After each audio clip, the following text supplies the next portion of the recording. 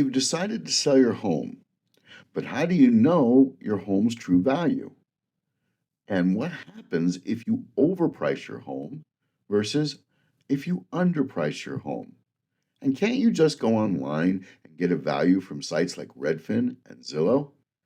In today's video, we're going to take a deep dive into how to accurately price your home so that you can have a realistic expectation of your home's true value. But before we get into the video, do me a favor and like the video, share and subscribe. Stick around to the end because I'll give you 5 tips that are guaranteed to get you the highest dollar in the shortest amount of time. So let's get into it.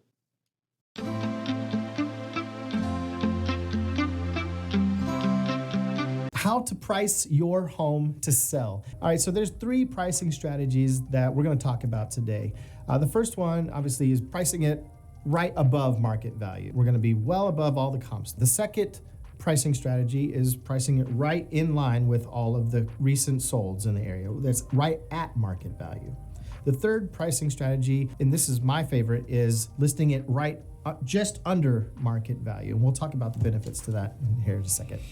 There are a lot of people who are very tempted to price at the very top end of the market, $5, $10, sometimes $20,000 or more over the most recent comparable. And when I say comparable, I mean we're looking at homes that are the most like yours with bedrooms, year built, square footage. You're going to look within a half-mile radius and try to find as many homes that have sold recently that are the most like yours. And if you can't find it, then we'll go out maybe another mile. And we're looking recent, not in the last 3 years. We want to know what the market has recently been doing. So a lot of people, they see homes for sale online, on Zillow, on realtor.com. They see what others are asking. We don't go off of what sellers are asking. We want to go off of what they're actually selling for, the sold price. The only person that's going to have access to the sold prices are realtors. A lot of realtors feel the way that this realtor feels, but are they right?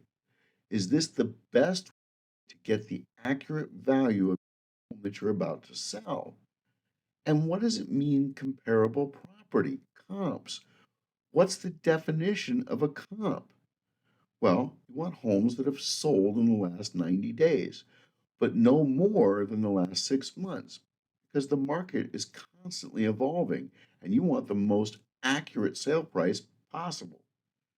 The second is that you have to have homes that are currently under contract or in escrow, because that tells you where the market's going.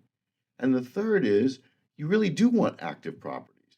You want properties that are similar to yours in order to find out where your competition's at and what like homes are expecting to get for their home in this market. These are very important steps, but the most important step is real estate is emotional. So if I have a remodeled, I want to use remodeled homes for my comparables.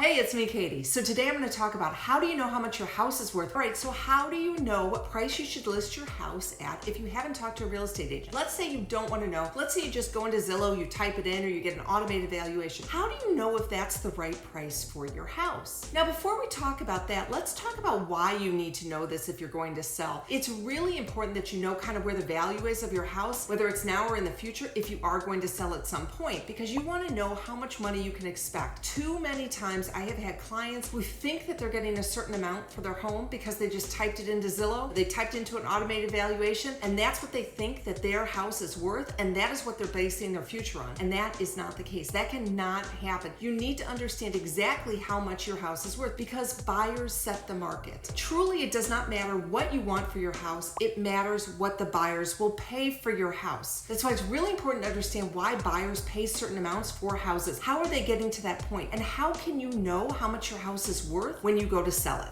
Well, she's right about one thing. What your home is worth is what a willing buyer is willing to pay. But the buyer doesn't set the market. You do by pricing your home correctly and by marketing your home correctly and maximizing the exposure to your home. As far as going online, it couldn't hurt. It's a good place to start and get an idea.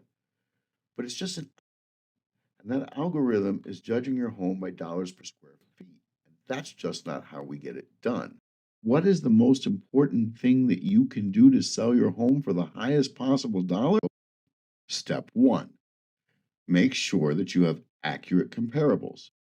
How do you know if they're accurate?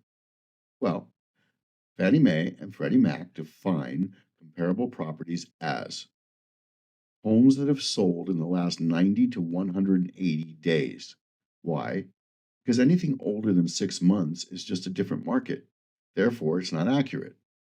And it should be within a half mile of your home. Anything further is not considered a comp unless absolutely necessary. But the step that most people miss is major streets, because major streets are often price points and price breaks.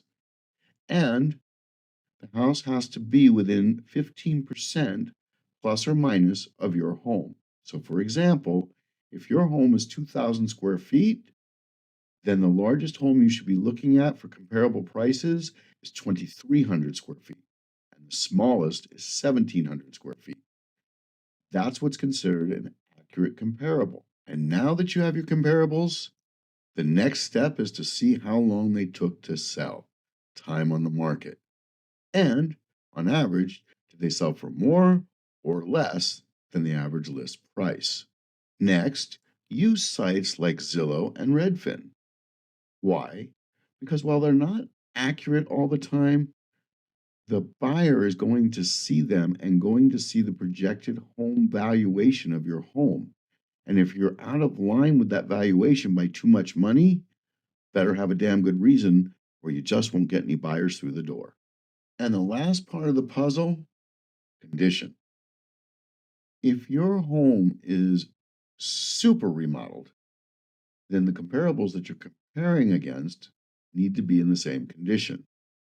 And if your home is not highly remodeled, so too should the homes that you're comparing against, because real estate is emotional. And the biggest mistake that almost every home seller makes is overpricing based on condition, because every seller thinks their home is the nicest home on the street. That's just a fact. But overpricing for it can be the kiss of death. So, in short, don't be the seller who is emotionally attached to your home to the point where you overprice your home. Because if you do, your house is just going to sit. Remember, to be an effective seller, you need to think like a buyer. And if the buyer sees your home and makes this equation that this home in this location for this price makes sense, you're going to sell. And if not, maybe you don't. Well, that's the video. Thanks for watching. If you like the content, please like the video, share and subscribe, and we'll see you next time.